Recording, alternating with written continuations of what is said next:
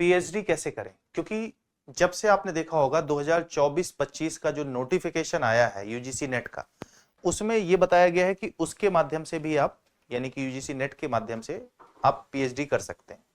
सामान्य तौर पे पीएचडी कैसे करते हैं?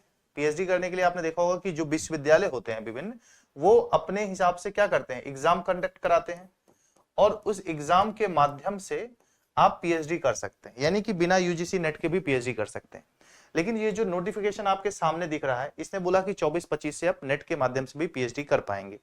2 बार एग्जाम होता है साल में, एक बार जून में होता है, एक बार दिसंबर में होता है।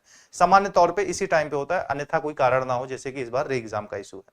ठीक है, तो आप देखोगे कि 1 साल तक जो स्कोर कार्ड मिलता है, जब आप एग्जाम देते हो तो आपको कुछ अंक प्राप्त होते हैं। खासकर आप देखो तो इसका जो आपका 2 पेपर होता है, पेपर 1 होता है और पेपर 2 होता है। पेपर 2 में जो नंबर मिलते हैं, उस नंबर का यहाँ पे महत्व होगा। वो कैसे होगा आप ऐसे समझिए, जैसे आप नेट एग्जाम अप्लाई करते हैं नेट में, तो आप 3 कैटेगरी में करते हैं, एक देते हैं असिस्टेंट प्रोफेसर के लिए, एक जेआरएफ के लिए। ठीक है, मतलब 2 कैटेगरी में अभी तक करते थे, अब 3 कैटेगरी में करेंगे। पहले क्या करते हैं, या तो जेआरएफ या तो नेट, या फिर दोनों के लिए अप्लाई करते हैं। अब तीसरी कैटेगरी इसी में जुड़ गई, क्या है, पीएचडी की। किसकी कैटेगरी है, पीएचडी की। आप देखोगे कि अब अप्लाई कैसे करोगे, अब अप्लाई आप करोगे असिस्टेंट प्रोफेसर के लिए, जेआरएफ के लिए और पीएचडी के लिए, या फिर अप्लाई करोगे आप किसके लिए, नेट के लिए, पीएचडी के लिए, मतलब असिस्टेंट प्रोफेसर और पीएचडी के लिए, और या फिर केवल पीएचडी के लिए। तो इन 3 कैटेगरी में आप अप्लाई कर सकते हो, ये कैटेगरीज आपके सामने हैं। उसके बाद आप देखोगे कि इसमें एक स्कोर कार्ड आपको मिलता है। स्कोर तो कुछ ना कुछ आप करते होगे सेकंड पेपर में, तो जो स्कोर आपको मिलेगा उसी के अंकों के माध्यम से आपको पीएचडी में एडमिशन मिलेगा। उसके लिए क्या प्रोसीजर है, ये एडमिशन कैसे मिलेगा, आइए इसको समझते हैं। देखिए, अगर आप देखो तो कोई भी विश्वविद्यालय होगा तो आपको पीएचडी कराने के लिए, ठीक है, आपका जो सेकंड पेपर में मार्क्स आए हैं उसका 70% मार्क्स यहां से आएगा। अगर आप मान के चलिए कि ये 100% मार्क या 100 नंबर इसको चाहिए, तो 70% जो नंबर आपके जोड़े जाएंगे वो यहां से जोड़े जाएंगे। अब सवाल उठता है कि ये 30% जो है ये कहां से आएगा, ये 30% कहां से आएगा?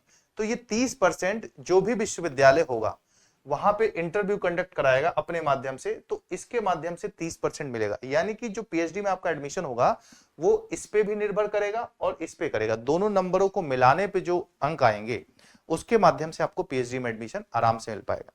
पहले क्या था कि पीएचडी आप जो है बिना नेट के भी कर पाते थे, अभी भी कर पाएंगे, लेकिन अब जो यूजीसी है, यूजीसी नेट है, ठीक है, अब यूजीसी ने क्या कर दिया है, यहां पे एक बात कर दी है कि बोले कि देखो जो भी विश्वविद्यालय उसमें जो 60% एडमिशन होगा, कितना परसेंट, 60%, ये कैसे होगा, आपके जो नेट का एग्जाम होता है ना उसके माध्यम से होगा, और 40% वो डायरेक्ट एडमिशन जिस हिसाब से पहले एंट्रेंस वगैरह लेके करते थे उस हिसाब से वो कर सकते हैं। ठीक है, तो ये 60% एडमिशन होगा, और इसमें भी आपको पता है कि 70% आपका नेट का और प्लस 30% उनका इंटरव्यू वगैरह का है।